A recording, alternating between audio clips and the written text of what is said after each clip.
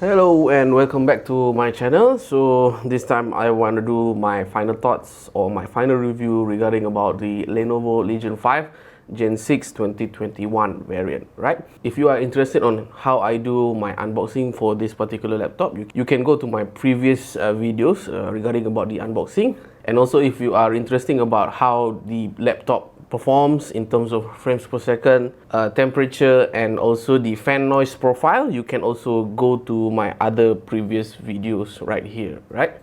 This laptop has AMD Ryzen 5 5600H, 6 cores and 12 threads, and 16 gigs of RAM, which is dual channel equipped with 3200 MHz, 512GB SSD M.2 NVMe, and the latest NVIDIA RTX 3060, which is a Max P variant, which itself has 115 up to 130 of wattage. And this laptop has RGB keyboard.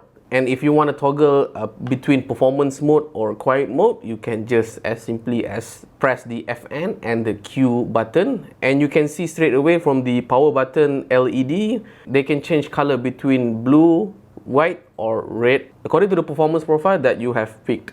Okay, so let's go to the things that I like about this particular laptop. Is number one, of course, the performance, because this laptop is the Max P variant of the RTX 3060, plus equipped with the latest and the greatest AMD Ryzen, which has 7nm fabrication, and the Zen 3 architecture, which is obliterates, or Malaysian says tapau, the Intel variant before, which is, for examples, my previous laptop Lenovo Y540 equipped with Intel i7 9750H.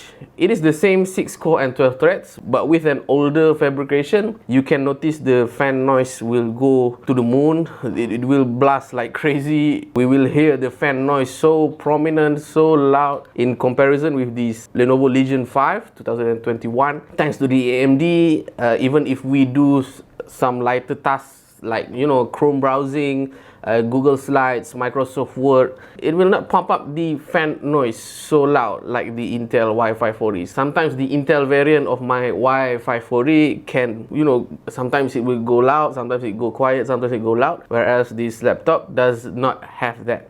I mean, to further elaborate about that, let's say if I want to play some heavy AAA games like Horizon Zero Dawn, let's say with this laptop, I played it with medium preset and I kept the frame rate to 60. So what we can see is that the fan noise won't even blast, won't even go loud. That's how efficient this laptop is, whereas the Y540 with Intel variant cannot do that. The same preset, the same capped frame rate, it will go blast and will be noisier.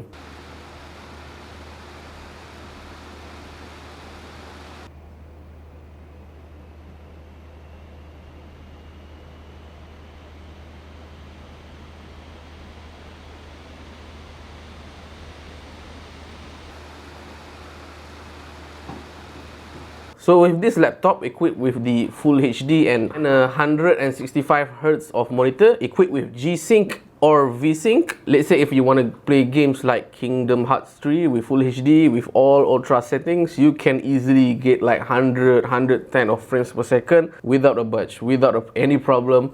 I've played Hitman also with the ultra settings, can go like 90 to 100 frames per second. Sometimes it dips around 70s, which is acceptable for me. And when I play games, I monitor the CPU and GPU temps, which is, let's say the CPU temp, if you are playing games, it will max out around like 75 degree, even without the cooling pad. But if you play games with the cooling pad, you can get a reduction around 4 to 3 degrees. So you will get like 71 of a CPU temperature while playing games on a laptop. That's quite crazy because it's like a temperature when you are building a full rig of PC, whereas this is only a smaller form factor of a laptop. That's what makes this product is very great, and I think we have to thank AMD for that. Whereas the GPU itself will run like 68, 69, 70 degree on all max TDP output. But I think, to be fair, for NVIDIA side of things, it is already efficient since the RTX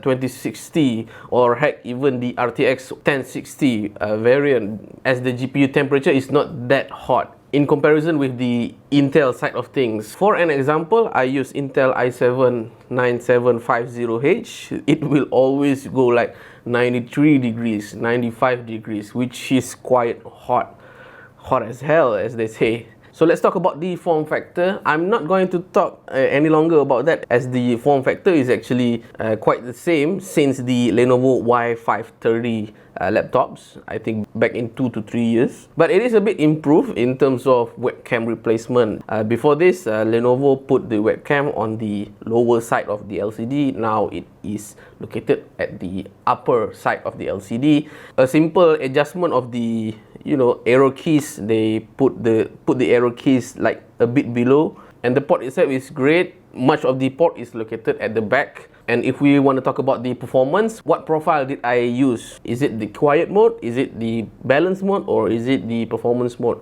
Let's talk about the three modes first. So if you use the quiet mode, obviously they will cap the TDP wattage for the CPU and GPU, so you would get very silent fan noise, but you would get a compromise of frame rate. But whereas if you put it into balance mode, it will have the option to automatically optimize the CPU and GPU utilization, and this is the mode that I always use frequently, as I think this mode is very good enough to boost the performance of this laptop. Plus, it doesn't make the fan noise much more louder. It sits between louder and loud. It will blast the fan if it needed. Let's say if you want to do video editing, you're just scrubbing your timeline at the Adobe Premiere Pro, it will not even blast the fan noise. But until you export the video, like halfway on you exporting the video, you will hear the noise will go up. Whereas the performance mode, yes, it will blast the fan noise all the time. It is very loud, but I find that the performance jump is not that big in comparison with the balance mode. So that's why I play games or video editing or do lighter tasks using only balance mode.